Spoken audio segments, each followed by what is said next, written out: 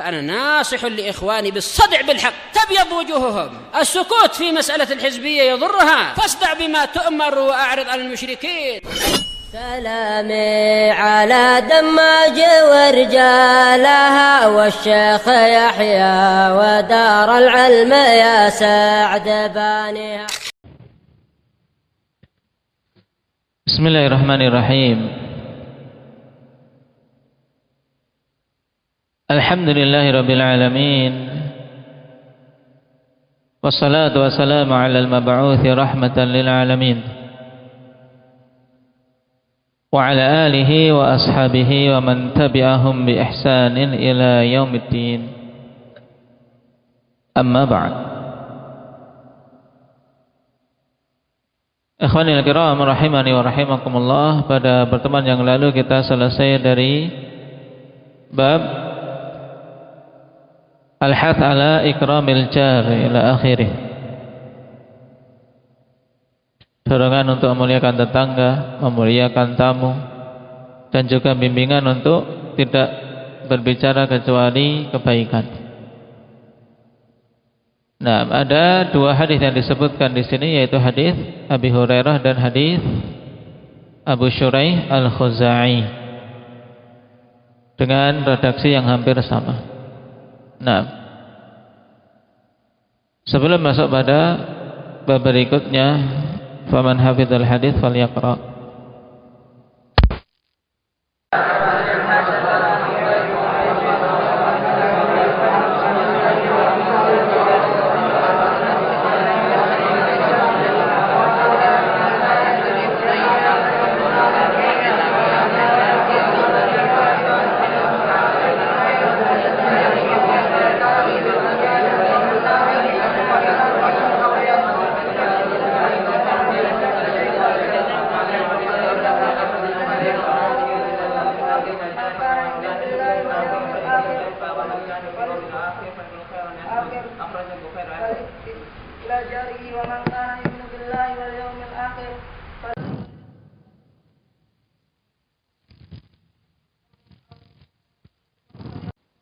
Naam, barakallahu fiikum. Hadis muttafaqun alaih. Dan pembahasannya adalah terulang. Terakhir kita membahas tentang masalah dhaif, masalah tamu. Nah, berapa kadar yang diwajibkan untuk seorang yang datang kepadanya tamu, diwajibkan untuk menjamunya. Indak ya Hamzah, 3 hari 3 malam. Kemudian dari 3 hari 3 malam tersebut, nah, yang paling kuat kewajibannya 1 hari 1 malam yang pertama. Dinamakan dengan istilah apa? Indak ya Hanafi? Taib, dinamakan al-jaizah. Wa jaizatuhu yaumun wa lailah. Taib. Nah, pada hari-hari ini, ya, hari pertama tentunya diupayakan, nah, yang paling bagus yang dia mampu. Kemudian, nah, hari kedua, ketiga tetap masih terkena kewajiban untuk menjamu, dengan catatan tidak sampai takalluf, tidak sampai takalluf. Nah, apa dalil yang menunjukkan bahwasanya dalam masalah menjamu tamu pun kita jangan sampai takalluf, dalam artian membebani diri sesuatu yang sebenarnya tidak mampu. Kita memuliakan akhwan tamu yang datang sesuai dengan apa yang dimampui. Nah, apa yang dimampui, jangan sampai seorang takalluf sampai ngutang bank apalagi. Nah, sampai ngutang bank untuk tamu misalnya. Nah, ini takalluf luar biasa. Taib, apa yang dimampui? Sebagaimana juga dulu Rasul sallallahu alaihi wasallam, datang tamu, Rasulullah sallallahu alaihi wasallam memang tidak punya apa-apa. Datang ke istrinya satu persatu, hal indaki ta'am, apakah memiliki makanan atau memiliki sesuatu untuk menjamu tamu. Hal indaki syai'? Enggak ada, ikhwan, enggak ada sama sekali. Nah, satu persatu dari rumah-rumah istri Nabi sallallahu alaihi wasallam, mereka enggak ada apa? Enggak ada sesuatu untuk menjamu tamu. Subhanallah.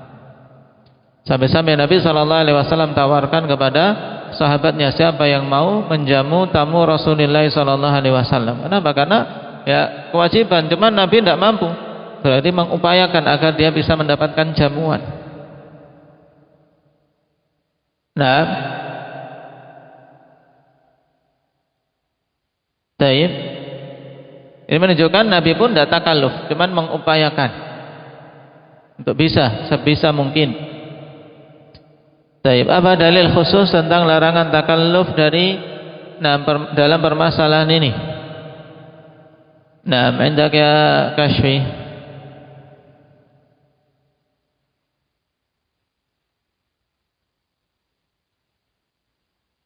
Taib. Ahsanta. Hadithu man wa man akhrajah. Hadis Salman inda Ahmad wa Tabrani. Nahana Rasulullah sallallahu alaihi wasallam an natakallafa lidh-dhaifi ma laysa indana. Nabi sallallahu alaihi wasallam telah melarang kami takalluf untuk tamu dengan sesuatu yang tidak kami miliki. Dan dalil-dalil umum juga mendukung hal tersebut. Nuhina 'anit takalluf. Nah, kita dilarang dari sifat takalluf. Berarti ikhwan, kita bisa mensinkronkan bahwasanya ikram yang diperintahkan yaitu ikramun bidunit takalluf. Ikram tanpa ada takalluf. Loh, bukankah Nabi Ibrahim sampai menyembelih sapi? Nah, endaknya Ilhan, berarti ini takalluf? Tidak, karena memang saat itu mudah bagi Nabi Ibrahim.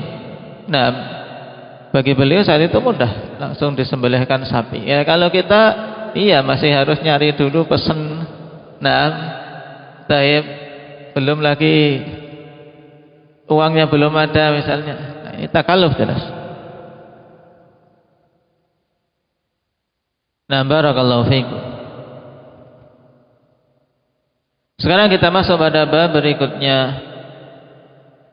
Qala al-Imam an-Nawawi rahimahullah,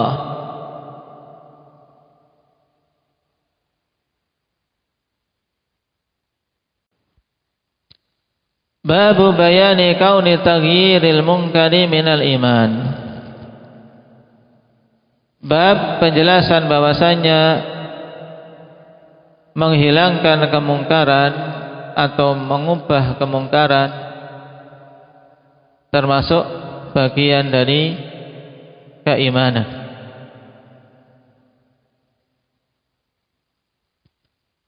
Qala al-Imam Muslim rahimahullahu taala haddatsana Abu Bakar ibn Abi Syaibah qala haddatsana Waqi' ibn al-Jarrah ibn Malih al-Kufi thiqatun hafidh ahli ibadah, salah seorang di antara guru dari guru Imam Syafi'i rahimahullahu taala, yang tentangnya ada bait yang masyhur, yaitu pertanyaan Imam Syafi'i atau curhatan dari Imam Syafi'i rahimahullahu taala kepada sang guru tentang apa yang dirasakan oleh beliau terkait buruknya hafalan. Imam Syafi'i ikhwan, curhat pada gurunya, mengeluhkan tentang hafalannya yang buruk. Cuman mereka menganggap hafalan buruk itu mungkin kita sudah kelasnya paling tinggi. Ya, sudah kelasnya paling tinggi. Mereka ada sesuatu yang terasa janggal atau terasa kurang saja sudah merasa itu sangat berat, ikhwan. Tapi dalam artian di jiwa mereka terasa. Kenapa? Karena bersihnya hati mereka, dan memang zaman itu zaman yang subhanallah. Baik, sekarang kita menghafal susah payah, itu saja terkadang masih menganggap punya hafalan banyak.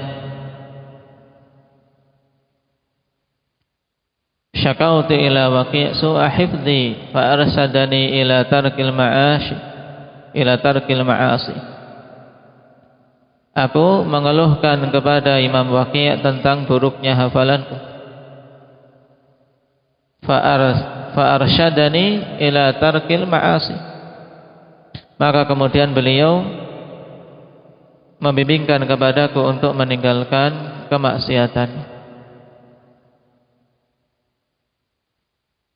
Kenapa? Karena ilmu nur, ilmu itu cahaya, wa nurullah la yu'ta li'asi. Karena cahaya Allah Subhanahu wa taala itu tidak akan diberikan kepada orang yang bermaksiat. Ini bedanya ilmu din, ilmu agama dengan ilmu pengetahuan umum, ilmu pengetahuan dunia. Taib, ilmu din untuk bisa seorang mendapatkannya dan bisa meraih kemanfaatan darinya dengan tarkul ma'asi.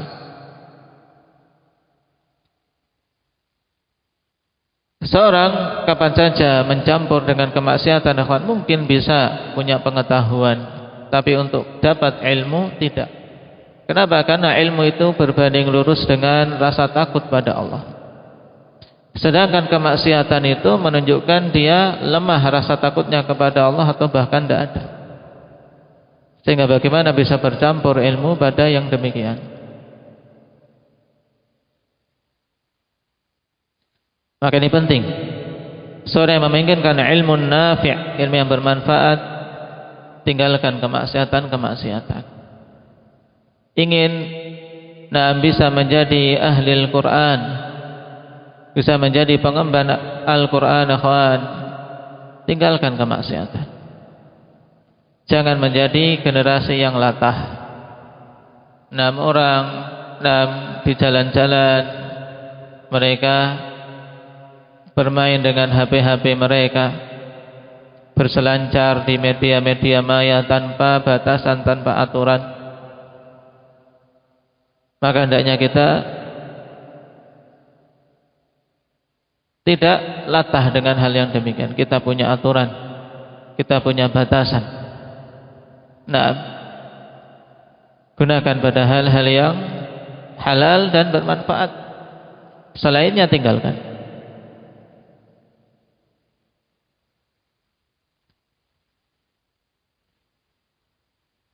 Karena di antara hal yang paling memprihatinkan dan paling dikhawatirkan orang tua menimpa anak-anaknya ya apa? Kecanduan HP. Pikirannya cuma seputar HP saja.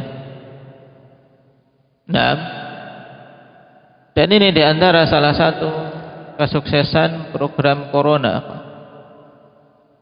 Di mana setelah Corona anak-anak semuanya bisa pegang HP Android.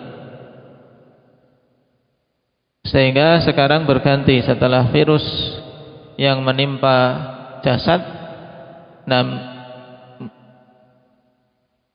menyebar virus yang lebih parah yang menimpa kalbu manusia.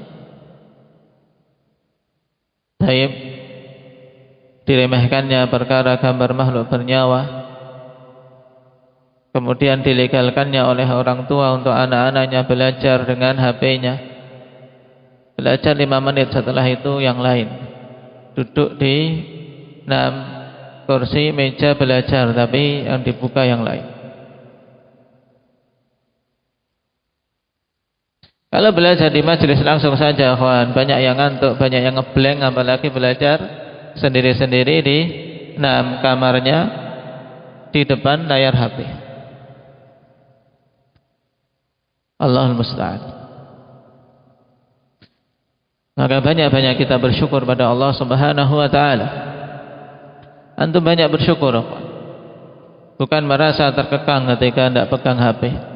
Banyak bersyukur pada Allah Subhanahu wa taala, dibantu untuk bisa mengekang itu. Coba kalau kalian diserahkan HP setiap harinya, belum tentu bisa mengekang untuk bisa meninggalkan hal-hal yang buruk yang ada di dalam HP. banyak bersyukur.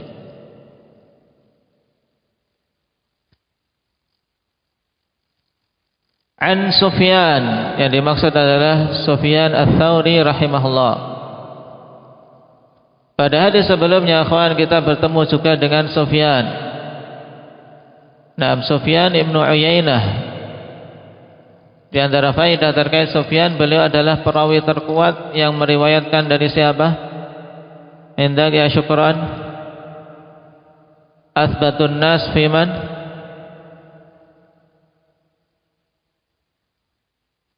Sufyan Ibnu Uyainah.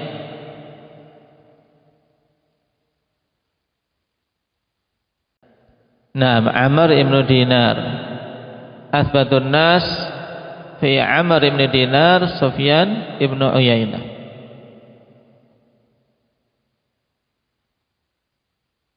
Sekarang kita bertemu dengan Sufyan yang kedua. Yang kedua-duanya imam, ya kawan, Sufyanan. Naam. An Sufyan, yakni Sufyan bin Sa'id Ats-Tsauri Al-Kufi, imamun hujjah hafizun faqih. Dan di zamannya kawan, pendapat-pendapat perlu diikuti. Ibarat suatu madhab, cuman tidak terjaga seperti pendapat-pendapat imam madhab yang 4. Ini juga menunjukkan keutamaan aimah yang 4 itu, kawan, di mana mereka memiliki murid yang banyak. Memiliki murid yang banyak yang menjaga pendapat-pendapat gurunya. Sehingga sampai sekarang terjaga. Ini pendapat Imam Syafi'i, ini pendapat Imam Ahmad. Walaupun ternyata ya ada penyimpangan dari dari sikap para murid. Ada yang ta'assub, ada yang fanatik, sehingga mereka tidak mengambil pendapat kecuali dari gurunya. Ini yang dicela. Karena memang para imam tersebut tidak ada yang membimbingkan untuk mengambil hanya pendapat dari dirinya sendiri. Mereka paham itu adalah pendapat, apalagi pada hal-hal yang terjadi khilaf. Makanya mereka tidak memerintahkan untuk mengambil semua pendapat-pendapat yang mereka pilih, tapi untuk kembali kepada dalil.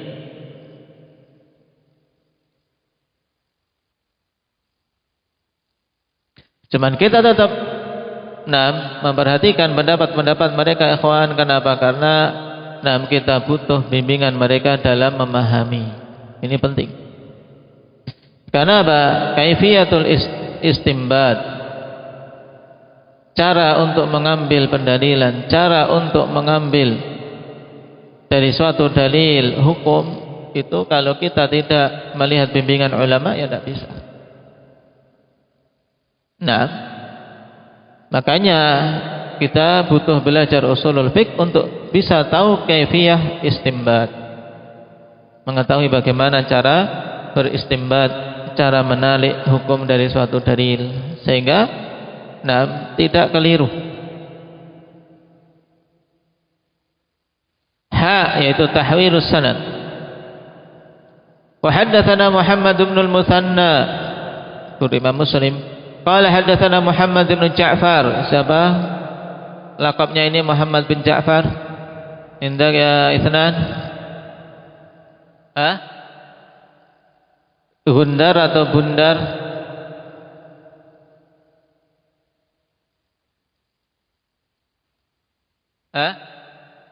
Bundar. Kalau Bundar siapa namanya? Muhammad Sami? Muhammad bin Bashar dengan ba Bundar. Baik. Itu cara untuk membedakan, ya kawan, biar enggak tercampur-campur. Muhammad bin Bashar pakai ba berarti Bundar. Berarti satunya Muhammad bin Ja'far, yaitu Gundar.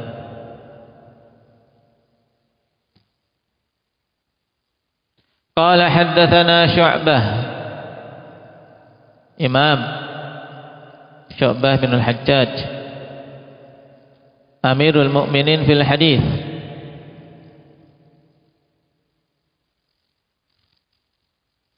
Kilahuma an Qais ibn Muslim. Kedua-duanya meriwayatkan dari Qais ibn Muslim. Kilahuma ini maksudnya siapa? Kilahuma maksudnya siapa ini, Kashfi?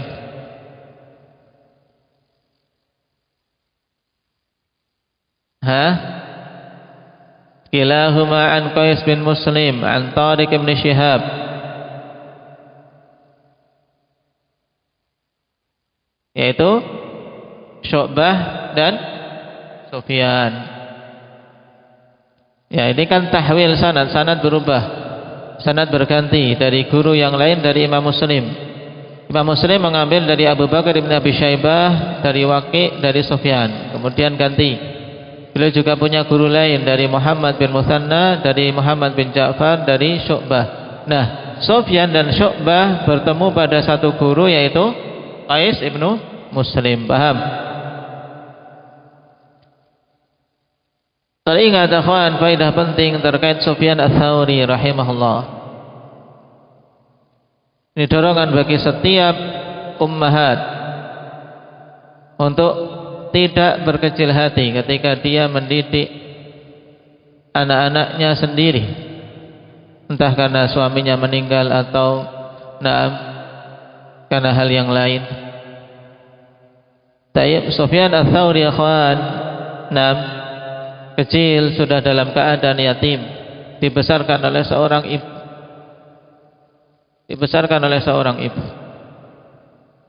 Tapi ibu yang muwaffaqah, ibu yang diberi taufik oleh Allah Subhanahu wa taala, yang tahu apa yang bisa menjadikan anaknya mulia.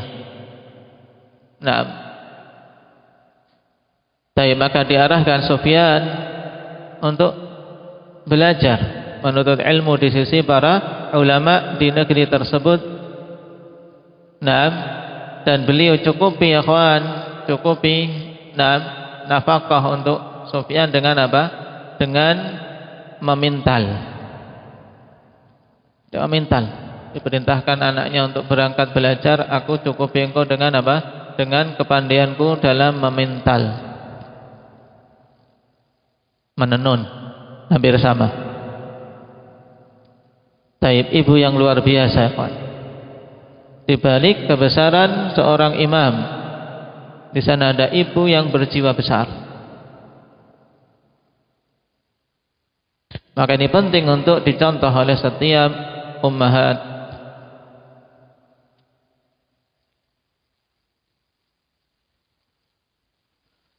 Adapun Qais bin Muslim,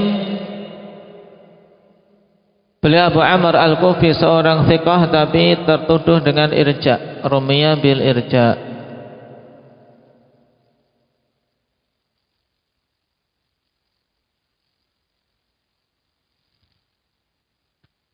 An Tariq ibn Shihab,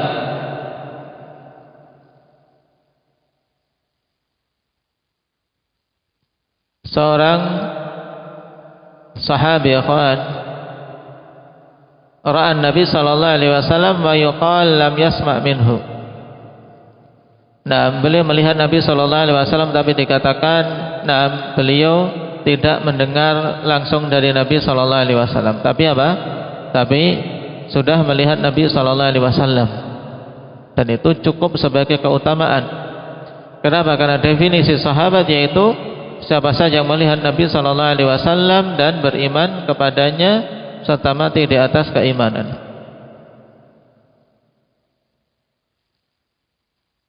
Taib. Dan sohbah beliau thabit sebagaimana ditegaskan oleh Imam Abu Nu'aim, Ibnu Mandah dan yang lainnya. Taib. Dari kalangan mutaakhirin yang merajihkan bahwasanya Tariq bin Shihab adalah sahabi, yaitu Imam Al-Albani, Muhammad Syakir dan yang lainnya.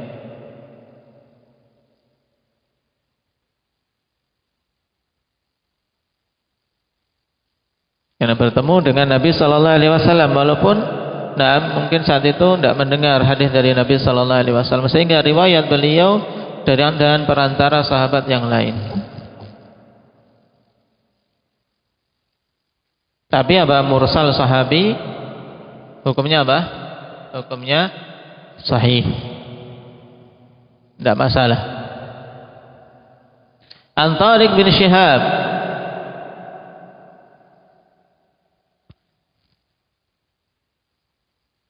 wa hadza haditsu Abi Bakar, dan ini adalah hadis Abi Bakar, maksudnya lafaz dari riwayat Abu Bakar bin Abi Syaibah. Ini menunjukkan kejelian Imam Muslim, akhwan. Qala awwalu man bada'a bil khutbati yaumal 'id qabla salati Marwan. Faqama ilaihi rajulun faqala as-salatu qabla al-khutbah.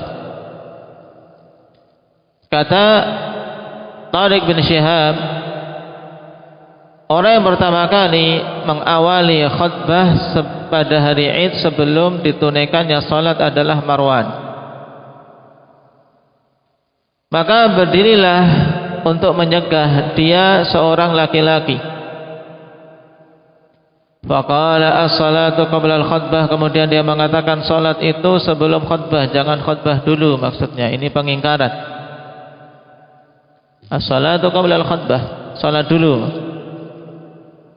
Faqala qad turika ma hunalik, kemudian Marwan menjawab, "Nam qad turika ma hunalik, telah ditinggalkan yang demikian itu." Naam. Dan rajul, kata Imam Nawawi rahimahullahu taala, qad yuqal kaifa ta'akhkhara Abu Sa'id radhiyallahu anhu an inkari hadzal munkar hatta sabaqahu ilaihi hadzal rajul. Karena rajul, seorang laki-laki ini siapa? Wallahu taala alam. Tapi setelahnya Abu Sa'id mengatakan, faqala Abu Sa'id amma hadza faqad qaddama alai.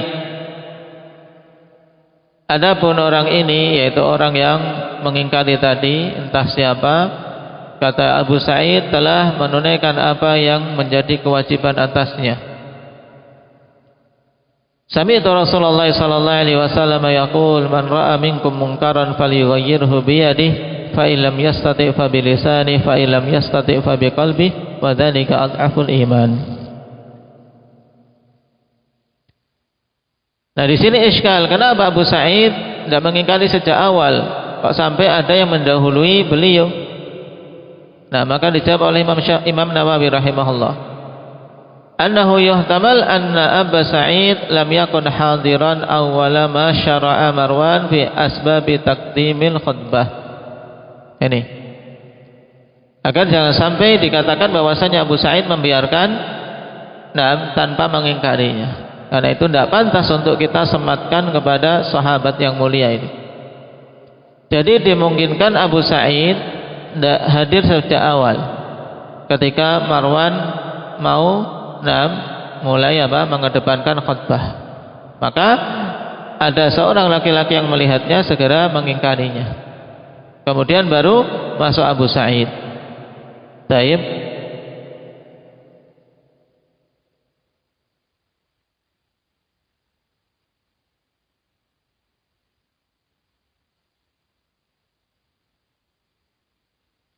Dan di sana jawaban yang lain, wallahu taala alam. Dan jawaban yang lain, wa yuhtamal anna Abu Sa'id hamma bil inkar fabadarahu rajul. Yaitu Abu Sa'id sudah ingin untuk mengingkarinya, tapi apa? Tapi ada yang mendahuluinya, dan ini menunjukkan bagusnya manusia pada masa itu, yaitu apa? Mubadarah, bersegera, berlomba-lomba pada kebaikan. Taib. Kemudian beliau mendatangkan hadis dari Nabi sallallahu alaihi wasallam, man ra'a minkum munkaran falyughayyirhu bi yadihi. Siapa saja melihat, siapa saja di antara kalian yang melihat kemungkaran, maka ubahlah dengan tangannya. Kemudian apabila tidak mampu mengubah dengan tangan, maka dengan lisannya. Kemudian apabila tidak mampu, maka dengan kalbunya. Wa dzalika adhaful iman, dan yang demikian itu adalah selemah-lemahnya iman. Tapi insyaallah untuk kandungan dari hadis ini kita ambil pada pertemuan yang akan datang. Nah, sekalian membahas riwayat yang datang setelahnya. Naktabi bihadza subhanakallah bihamdik asyhadu an la ilaha illa anta